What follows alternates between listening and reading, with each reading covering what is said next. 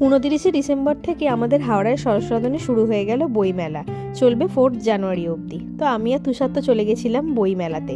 আমি সেরকম বই পড়তে খুব একটা পছন্দ না করলেও তুষার কিন্তু ভীষণ ভালোবাসে বই পড়তে। ঢুকেই দেখি এখানে প্রচুর বইয়ের দোকান, প্রায় 60-এর কাছাকাছি স্টল এখানে দেয়া হয়েছে। আমি তো গিয়ে বই একটু নাড়াচাড়া করে দেখলাম, আর তুষার দেখছে যে নতুন কি লেখকের বই এখানে এসছে। এখানে শুধুমাত্র বড়দের বই নয়, সাথে সাথে ছোটদের বইও কিন্তু পাওয়া যাচ্ছে।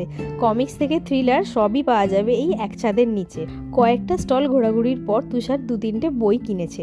কি বই কিনেছে সেটা কিন্তু ভিডিওর শেষে অবশ্যই দেখাবো। আর বই মেলায় শুধু বই নয়, সাথে রয়েছে বিভিন্ন রকমের খাবারের স্টল। তোমরা কিন্তু চাইলে এখান থেকে স্ন্যাক্স খেতেই পারো। এছাড়াও এখানে হচ্ছে বিভিন্ন রকমের সাংস্কৃতিক অনুষ্ঠান।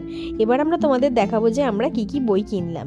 এই 3টে বই আমরা কিনেছি। বইয়ের নাম জানতে তোমরা ভিডিওটা পজ করে দেখে নিতে পারো। তাহলে তোমরা কবে আসছো বই মেলায় আমায় কিন্তু অবশ্যই কমেন্টে জানিও।